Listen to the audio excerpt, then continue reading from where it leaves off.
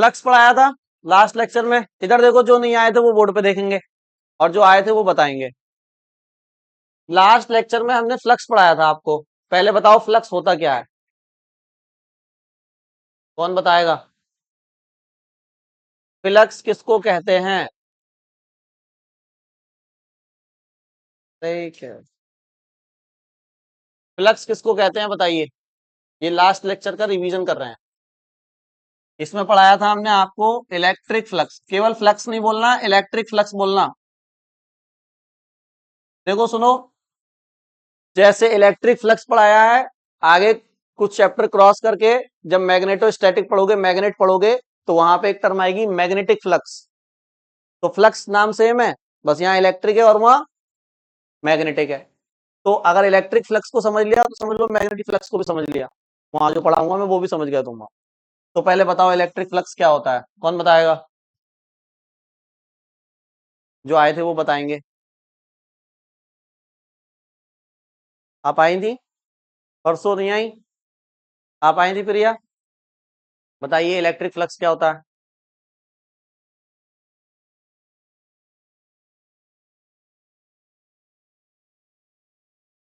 याद, होशियार लड़की नंदिनी ने क्या बताया, देखो। कोई भी सरफेस है, इमेजिनरी सरफेस, कोई कोई फिक्स सरफेस नहीं है, इमेजिन कर लो कोई कोई सरफेस है। कहां पे इमेजिन करना है? इलेक्ट्रिक फील्ड में। कहां पे इमेजिन करना है? इलेक्ट्रिक फील्ड में कोई सरफेस इमेजिन किया, तो उस सरफेस से जितनी इलेक्ट्रिक फील्ड लाइन क्रॉस कर रही होंगी, और क्रॉस ऐसे नहीं करनी है कि टच करके जा रही है, नहीं, क्रॉस करनी है 90 डिग्री पे, तो उस नंबर ऑफ फील्ड लाइन को ही क्या कहा जाता है? फ्लक्स। जैसे बहुत सिंपल एग्जांपल से समझाया था कि मान लो ये कोई प्लेट है, ये कोई क्या है? प्लेट है, और इस प्लेट में ये ऐसे इलेक्ट्रिक फील्ड लाइन निकल रही है। ये क्या निकल रही है? इलेक्ट्रिक फील्ड लाइन ई मान लिया। अब इलेक्ट्रिक फील्ड क्या होती है ये तो मैं समझाऊंगा नहीं, क्योंकि ये स्टार्टिंग की चीज है। अगर स्टार्टिंग का छूट गया तो स्टार्टिंग का रिकॉर्ड होगा, उसमें आपको क्लियर हो जाएगा। और जिसको पता है उसको पता है, ठीक है। इलेक्ट्रिक फील्ड है, और हमने एक प्लेट रख ली, तो इलेक्ट्रिक फील्ड इस प्लेट में से क्रॉस कर रही है। कितनी इलेक्ट्रिक फील्ड क्रॉस कर रही है, नंबर बताइए। 3 कर रही है, तो फ्लक्स कितना है? बस ये फ्लक्स होता है। बात समझ में आ गई? और अगर और ज्यादा कर रही होती तो फ्लक्स और ज्यादा बढ़ जाता। अब देखो 4 करने लगी, अब कितनी करने लगी? 5 करने लगी। इसको फ्लक्स कहते हैं। लेकिन अब मुझे एक बात बताओ, ये इलेक्ट्रिक फील्ड तो दिखती ही नहीं है। अगर क्वेश्चन आएगा इलेक्ट्रिक फ्लक्स कैलकुलेट करने का, तो ऐसे नहीं आएगा। ये समझाने के लिए है अप्रोच बस। इस अप्रोच से हम समझ सकते हैं कि इलेक्ट्रिक फील्ड क्या हो, वो इलेक्ट्रिक फ्लक्स होता क्या है, समझ गए? अब कैलकुलेट कैसे करेंगे? भाई इलेक्ट्रिक फील्ड लाइन तो दिखती नहीं है, तो तुम्हें कैसे दिख जाएंगी कि कितनी क्रॉस कर रही है? नहीं दिख सकती। तो उसके लिए फॉर्मूला बताया था फ्लक्स निकालने का। हमने कहा था मान लो इस प्लेट का एरिया कितना है? ए। प्लेट का एरिया कितना है? जो भी सरफेस जिससे फ्लक्स निकल रहा है उसका एरिया कितना है? ए। और मान लेते हैं इलेक्ट्रिक फील्ड कितनी है? ई। अब बताओ, अगर इलेक्ट्रिक फील्ड लाइन और बना दूं मैं यहां पे, तो फ्लक्स बढ़ जाएगा। और अगर इलेक्ट्रिक फील्ड लाइन कम कर दूं तो फ्लक्स घट जाएगा। यानी फ्लक्स डिपेंड करेगा इलेक्ट्रिक फील्ड पे। फ्लक्स का सिंबल ये रहेगा, देखो ध्यान सुनो। और फाई छोटा सा ई भी लिखना है। ये ई दिखा रहा है कि ये कौन सा फ्लक्स है। क्यों? क्योंकि मैंने अभी बताया कुछ चैप्टर बाद एक और फ्लक्स आएगा, उसका नाम क्या है? उसका भी सिंबल फाई ही है। लेकिन उसको अब उसको इससे अलग कैसे करेंगे?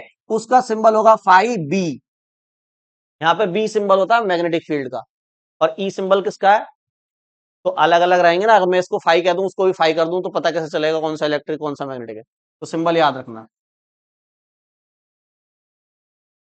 ठीक है। तो फाई ई हमारा फ्लक्स का सिंबल है। अब सुन लो, मैंने क्या बताया? इलेक्ट्रिक फील्ड जितनी ज्यादा फ्लक्स उतना ज्यादा, इलेक्ट्रिक फील्ड जितनी कम फ्लक्स उतना। तो ये डायरेक्टली प्रोपोर्शनल हुआ क्या इलेक्ट्रिक फील्ड के? ज्यादा तो ज्यादा, कम तो। दूसरी चीज किस पे डिपेंड करेगा? एरिया पे। किस पे? अगर छोटी प्लेट ले लेता, कैसी प्लेट, तो फ्लक्स अपने आप कम हो जाता, क्योंकि छोटी प्लेट से कम इलेक्ट्रिक फील्ड लाइन निकलेंगी, और बड़ी प्लेट से ज्यादा। तो अगर एरिया ज्यादा तब भी फ्लक्स क्या, और एरिया कम तो फ्लक्स। तो दूसरी बात ये भी कह सकता हूं कि जो फ्लक्स है वो एरिया पे भी डिपेंड करेगा। अरे करेगा, इलेक्ट्रिक फील्ड पे भी करेगा और ये बात समझ में आ गई दोनों। अगर दोनों बातों को मिला दूं, दोनों बातों को मिला दूं तो ईए आ जाता है। क्या आ जाता है? ईए। और प्रोपोर्शनल हटाते हैं तो कांस्टेंट आ जाता है। क्या आ जाता है? के की वैल्यू यहां 1 लेनी है आपको। क्या लेनी है? तो फ्लक्स का फॉर्मूला क्या आ गया जिससे आप कैलकुलेट करोगे? ई ए। ई है इलेक्ट्रिक फील्ड और ए है प्लेट का एरिया। अगर यूनिट बनाए तो बनेगी इलेक्ट्रिक फील्ड की यूनिट न्यूटन पर कूलाम होती है, पहले बताई गई है, और एरिया की यूनिट होती है मीटर स्क्वायर। तो फ्लक्स की यूनिट जो कि एमसीक्यूज में बहुत बार पूछी जाती है, न्यूटन मीटर स्क्वायर अपॉन में कूलाम। सही है। लेकिन ये फॉर्मूला हर जगह अप्लाई नहीं होगा। ये फॉर्मूला कब अप्लाई होगा कौन बताएगा? ये फॉर्मूला कब अप्लाई होगा? मैं जल्दी जल्दी पूरा लेक्चर रिकॉल कर रहा हूं मैं। हाँ। हम्म। एक होगी, मतलब मैंने आपको एरिया वेक्टर पढ़ाया था फ्राइडे वाले दिन, सैटरडे नहीं फ्राइडे। मैंने कहा था एरिया की दिशा होती है। एरिया की क्या होती है? अगर प्लेट ऐसे रखी है तो एरिया की दिशा किधर होगी? इसके लंबवत इधर होगी क्या? N cap. एन कैप या ए कैप कुछ भी कह दो। तो एरिया की दिशा भी इधर ही है, इलेक्ट्रिक फील्ड भी इधर ही है, दोनों सेम दिशा में है। तो ये फॉर्मूला लग जाएगा। तो ये लग जाएगा। लेकिन अगर प्लेट को थोड़ा सा टेढ़ा कर दूं या इलेक्ट्रिक फील्ड को थोड़ा सा टेढ़ा कर दूं ऐसा एंगल पे, तब ये फॉर्मूला नहीं लगेगा। उसके लिए क्या बताया?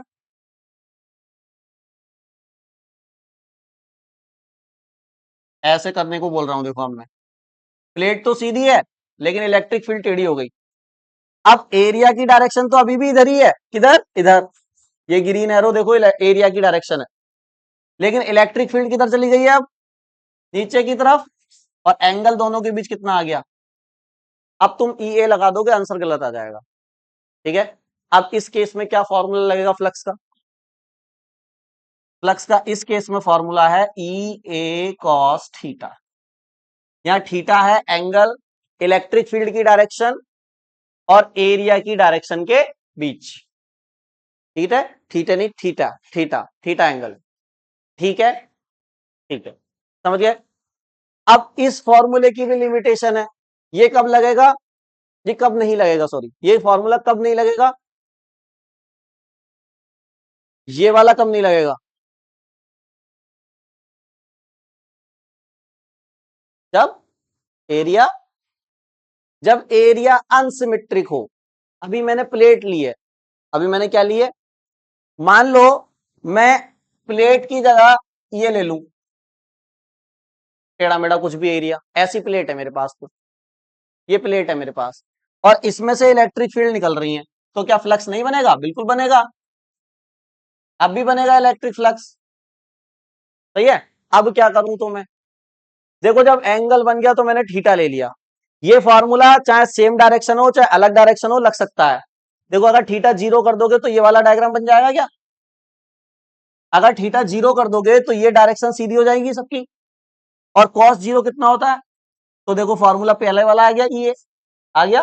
तो ये फॉर्मूला तो अच्छा है, एंगल के पहले लग जाएगा। एंगल कुछ भी हो, 30 हो, 60 हो, 0 हो, 45 हो, कुछ भी हो। लेकिन अगर मैंने एरिया को ही बदल दिया तो अब इसका एरिया कैसे पता करोगे तुम? कोई मेथड है ऐसा जिसमें हम टेढ़े मेढ़े कर्व का एरिया निकाल सकते हैं? कोई मेथड नहीं है। तो फिर क्या करें? तो इस जगह हम क्या करेंगे? इस जगह क्या करेंगे? ये देखो एन कैप है, ये थीटा एंगल भी है यहाँ पे। तो इस जगह क्या करते हैं बताओ पंडित जी? छोटा सा एक एरिया कट कर लेते हैं, छोटा सा एक एरिया। और छोटे से एरिया को कहा जाता है डी ए। क्या कहा जाता है? D A. तो बताओ इलेक्ट्रिक फील्ड कितनी है? ई। एरिया कितना है? और थीटा एंगल है तो क्या आ जाएगा? सही है। लेकिन ये जो फ्लक्स है ये छोटे से एरिया का है। छोटे से एरिया का फ्लक्स भी क्या होगा? छोटा सा फ्लक्स होगा, डी फाई। अब मुझे टोटल फ्लक्स चाहिए तो क्या करना पड़ेगा? इंटीग्रेशन करोगे, ये क्या बन जाएगा? फाई बन जाएगा। और इंटीग्रेशन में क्या आ जाएगा? E D A cos. ये है फाइनल फॉर्मूला फ्लक्स का। Final formula.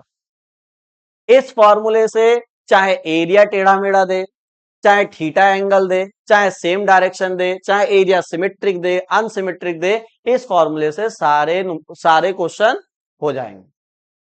और आगे जाके बस एक दो लेक्चर के बाद, जैसे कुलाम का नियम पढ़ाया था सबसे इंपॉर्टेंट उस चैप्टर का, पार्ट 1 था वो चैप्टर का, ये पार्ट 2 चल रहा है, पहले चैप्टर का पार्ट 2 है ये। ऐसे ही गॉस का नियम, किसका नियम, या गॉस की प्रमेय भी बोलते हैं उसे, very very, Gauss Gauss Gauss scientist का नाम, तो उनका भी एक नियम है। उस नियम को अगर प्रूफ करना है, जो कि प्रूफ आता ही आता है 100%, हर साल आता है क्वेश्चन बैंक में, उसकी सन देखोगे ना, तो क्वेश्चन जितना बड़ा है उससे ज्यादा लंबी में तो सन लिखी होंगी, 11 12 13 14 15 16 17 18 ऐसे लिखी होंगी, हर साल आता है। उसका प्रूफ इस ही फॉर्मूले से पॉसिबल है, फ्लक्स के इस फॉर्मूले से। पहले तो मैं उसको समझाऊंगा वो होता क्या है, वो तो बात की बात है। अभी के लिए तुम ये फॉर्मूला याद रखो, याद रहेगा। एक क्वेश्चन इसका छोटा सा करके देखते हैं न्यूमेरिकल, क्योंकि फ्लक्स का न्यूमेरिकल भी बहुत आता है एग्जाम, फिर आगे बढ़ेंगे। देखो एक क्वेश्चन करते हैं जरा।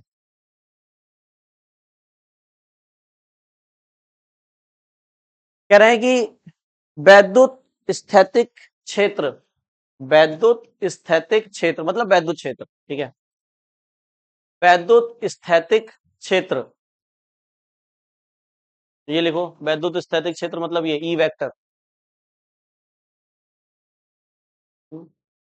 वैद्युत स्थैतिक क्षेत्र मतलब ई वेक्टर, मतलब ये लिख लिया, ई वेक्टर की वैल्यू लिख लो आगे, ये जो दे रखी है 2i + 4j + 7k, में रखने पर, में रखने पर सोनम अब कब आओगी, में रखने पर पृष्ठ, पृष्ठ ए वेक्टर इक्वल टू, पृष्ठ ए वेक्टर, कैपिटल ए बनाना, पृष्ठ A vector equal to tan j cap, बस जे कैप ही है, से कितना फ्लक्स बाहर आएगा, से कितना फ्लक्स बाहर आएगा। 1 मिनट दिया आपको ट्राई करने के लिए, क्योंकि 1 मिनट से ज्यादा का क्वेश्चन है नहीं है, ठीक है, और 1 मिनट में अगर ट्राई कर ले तो ठीक, वरना मैं कर, इसको ऐसे लिखा जा सकता है, देखो ई ए कॉस थीटा को ई डॉट ए, क्योंकि ये हमने डॉट प्रोडक्ट में पढ़ा है क्लास 11, ठीक है। तो इस फॉर्मूले को तभी लगाना है जब इलेक्ट्रिक फील्ड और एरिया वेक्टर फॉर्म में दिए हो, जैसा कि इस क्वेश्चन में दिया है, दिया है। देखो इलेक्ट्रिक फील्ड वेक्टर फॉर्म में है और एरिया भी किसमें है, वेक्टर फॉर्म में, तो मैं लगा सकता हूं इलेक्ट्रिक फील्ड क्या वेक्टर फॉर्म में दी हुई है बताओ, 2i + 4j+, जो भूल गए हैं 11th का कॉन्सेप्ट उनको याद आ जाएगा, देखो एक बार इधर बोर्ड पे देख लो कैसे करते हैं। और ए वेक्टर कितना है, tan j, यही है, अरे यही है। हमें फ्लक्स निकालने के लिए वेक्टर वाला फॉर्मूला लगाना है, E vector dot A vector, बताइए ई वेक्टर की वैल्यू कितनी है, 2i + 4j + 7k, ठीक है।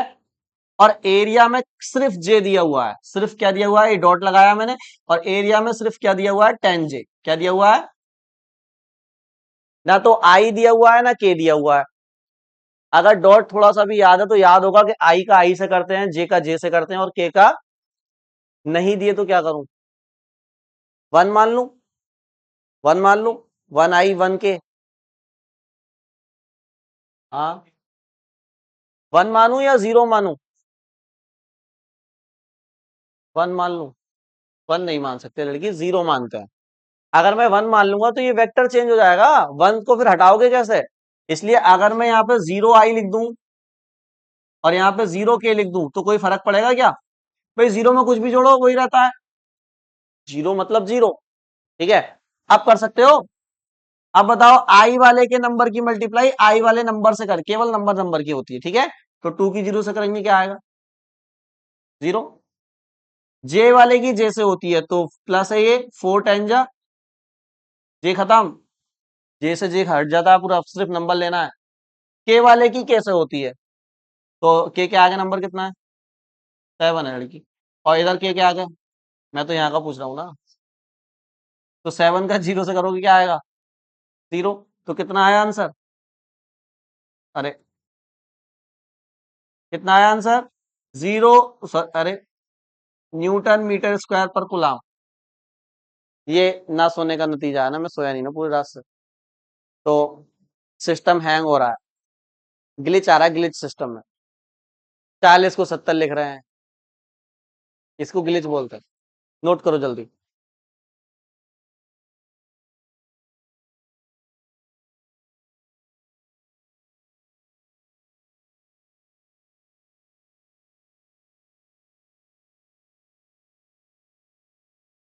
देखो ये क्वेश्चन लैंग्वेज को समझने के लिए आया है। ये क्वेश्चन आसान है बहुत, लेकिन ये देखना चाह रहा है कि कितने बच्चे न्यूमेरिकल की लैंग्वेज समझ पाते हैं, कितने नहीं समझ पाते हैं। जो समझ जाएंगे वो कर देंगे, जो नहीं समझ पाएंगे वो नहीं करेंगे। 3 लाइन में आंसर आ जाएगा। बस लैंग्वेज को समझना है कि बोला क्या है। देखो क्या बोल रहे हैं हमें, इस वाले फॉर्मूले के लिए क्या चाहिए होता है? इलेक्ट्रिक फील्ड पता हो वेक्टर फॉर्म में।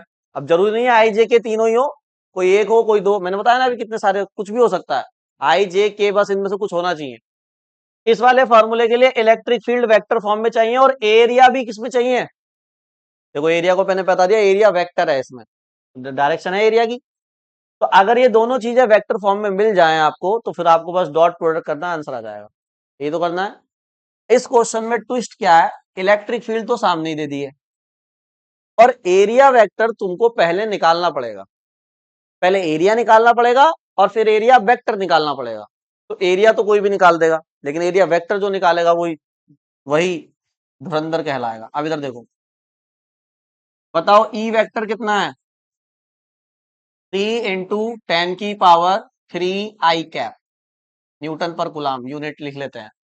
तो ये ई वेक्टर तो पता है, इससे तो छेड़छाड़ कुछ करनी नहीं है, ये तो हमें पता है। सही यूनिट भी सही हुई है, दी हुई है, ठीक है। अब एरिया के बारे में उसने ये बोला है, what is the flux of this field throw a square of 10 centimetre on a side whose plane is parallel to YZ plane. मतलब कह रहे हैं इतनी इलेक्ट्रिक फील्ड के अंदर एक स्क्वायर रखा हुआ है। इतनी, ये जो इलेक्ट्रिक फील्ड है, कहीं पे मैं बना लेता हूं। देखो ये जो इलेक्ट्रिक फील्ड है, इसको मैं यहां बना लेता हूं। अच्छा, मैंने इलेक्ट्रिक फील्ड इधर ही क्यों बनाई? कोई बताएगा मैंने इलेक्ट्रिक फील्ड इधर ही क्यों बनाई? क्योंकि देखो क्या यहाँ पे क्या लगाया हुआ है, आई कैप। याद है ना क्या होता है? आई कैप का मतलब क्या होता है? 3 एक्सिस होती हैं, एक्स वाई जेड। इधर होती है एक्स, इधर होती है, और बाहर की तरफ होती है 3 एक्सिस। जो एक्स एक्सिस की तरफ जाता है उसके साथ आई कैप लगा होता है। जो एक्स की तरफ जाता है उसके साथ क्या लगा होता है? जो वाई की तरफ जा रहा होता है उसके साथ जे कैप लगा होता है। और जो जेड की तरफ यानी बोर्ड के बाहर आ रहा होता है उसके साथ क्या लगा होता है? के कैप। तो आई जे के बताते हैं कि किस एक्सिस पे बात चल रही है। तो इलेक्ट्रिक फील्ड के साथ आई कैप लगाया, तो मैंने एक्स एक्सिस में इलेक्ट्रिक फील्ड बनाई है। देखो बनाइए। तो ये इलेक्ट्रिक फील्ड है। इस इलेक्ट्रिक फील्ड में क्या रखा है? एक स्क्वायर, वर्ग रखा है। क्या रखा है? रख लें वर्ग। अब दिक्कत यह है, वर्ग रखना कैसे है? इलेक्ट्रिक फील्ड तो ऐसे जा रही है, क्या इलेक्ट्रिक फील्ड में ऐसे रख देना है वर्ग, या ऐसे रखना है, या ऐसे रखना है, या कैसे रखना है वर्ग, कैसे रखना है? तो उसने आगे जानकारी और दी है, देखो कैसे रखना है। अब ध्यान समझो। कह रहा है इसके अंदर एक स्क्वायर रख दो 10 सेंटीमीटर साइड का, और उसको कैसे रखोगे? On a side whose plane is parallel to Y Z plane. जिसका जो प्लेन है वो वाई जेड प्लेन के पैरेलल होना चाहिए।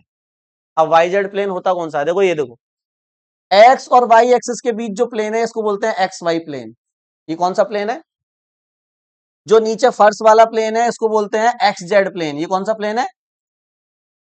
लेकिन वाई एक्सिस ये है, और जेड एक्सिस बोर्ड के बाहर है, यही तो है। और एक्स एक्सिस, कहां एक्स एक्सिस? दो एक्स एक्सिस इधर है। ये जो मैंने डायग्राम इधर बनाया ना, इधर, ये जो इधर बनाया है मैंने डायग्राम, ये ऐसा है, ये ऐसा है। ये जो पिंक पिंक पेन है ये बाहर है, ये जेड एक्सिस है। ऊपर की तरफ कौन है? वाई। और इधर कौन है? तो 3 प्लेन चमक रहे हैं, नहीं चमक रहे? देखो एक तो नीचे प्लेन है, ये प्लेन है। ये कौन सा प्लेन होगा? किस किस एक्सिस के बीच है? जेड और एक्स, जेड और एक्स के बीच। तो ये जेड एक्स प्लेन है। ये जो मेरा हाथ है ये कौन सा प्लेन बन गया? जेड एक्स प्लेन, ठीक है। ये कौन सा प्लेन होगा? ये वाई एक्स या एक्स वाई प्लेन, लेकिन क्वेश्चन में कौन सा प्लेन बोला है?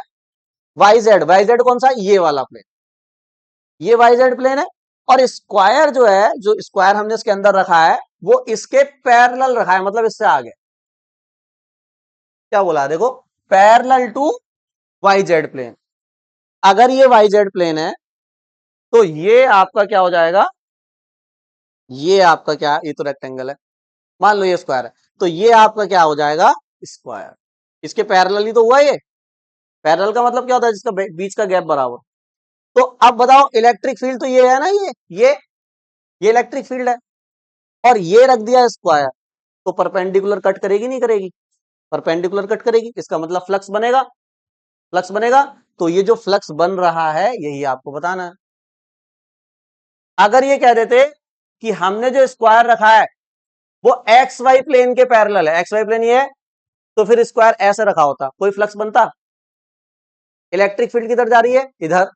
स्क्वायर भी आपने किधर रख दिया, इधर। कोई भी फील्ड क्रॉस नहीं करेगी, केवल क्या करेंगी, इसको टच। और टच करके जाने वाली फील्ड फ्लक्स, कट करके जाने वाली फील्ड फ्लक्स बनाती है। ठीक है, तो वाई जेड प्लेन के पैरेलल स्क्वायर रखा है, मतलब ऐसे रखा है। एक्स एक्सिस की तरफ इलेक्ट्रिक फील्ड है, मतलब इसको सारी इलेक्ट्रिक फील्ड जितनी भी होंगी सारी क्या करके जा रही होंगी, कट करके जा रही होंगी। लो पकड़ो ना, ठीक है, समझ गए। तो अगर ये क्या है बताइए, ये क्या बताइए, इलेक्ट्रिक फील्ड। तो अगर मैं स्क्वायर रखूं तो ऐसा ही तो रखा जाएगा, बिल्कुल वही जैसे हम डायग्राम बनाते हैं। और इलेक्ट्रिक फील्ड कट कर रही होंगी, दिख नहीं रही है, मैंने कम बनाई है ना इसलिए, ऐसे करके कट कर रही होंगी। सही है। अभी अभी अब डायग्राम तो बना लिया, लेकिन अभी ए वेक्टर निकालना बाकी है, तो निकालते हैं। सबसे पहले तो इसकी साइड बताओ कितनी है स्क्वायर की, 10 सेंटीमीटर की साइड है। तो स्क्वायर का एरिया क्या होता है, पहले ए निकालो, एरिया क्या होता है, साइड इंटू साइड या साइड स्क्वायर। तो 10 सेंटीमीटर को मीटर में कन्वर्ट कर लेंगे हम, तो 10 इंटू 10⁻⁻²। और पूरे का क्या, सही है। बताओ कितना आया, 1 में से 2 गया, कितना बचा, -1। और बाहर क्या है, 2 की 1 से मल्टीप्लाई होगी, कितना आएगा। ये तो ए है, ये क्या है, लेकिन मुझे इसके साथ वेक्टर तो चाहिए, तभी तो मैं डॉट प्रोडक्ट निकालूंगा, तभी तो पीछे वाला फॉर्मूला लगेगा। ये ए है, अब मुझे चाहिए ए वेक्टर, मुझे क्या चाहिए, बताएगा कोई क्या होगा। वैल्यू तो यही आ गई, डायरेक्शन क्या लिखूं, आई लिखूं, जे लिखूं, के लिखूं, जल्दी बताओ। आई लिखूं, जे लिखूं, के लिखूं, यहाँ क्या लिखूं, जो बता देगा वो समझ गया। आई लिखूं, जे लिखूं, के लिखूं, यहाँ पे एरिया की क्या डायरेक्शन है, मैंने अभी बताया, जो एक्स की तरफ होगी वो आई होगा, जो वाई की तरफ होगी वो जे होगा, जो जेड की तरफ होगी वो के होगा।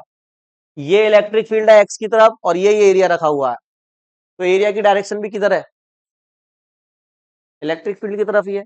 तो इलेक्ट्रिक फील्ड किधर है, एक्स। एक्स मतलब क्या, तो ए वेक्टर आपका आ गया 10⁻², आई क्या, मिल गया ए वेक्टर, वेक्टर फॉर्म में।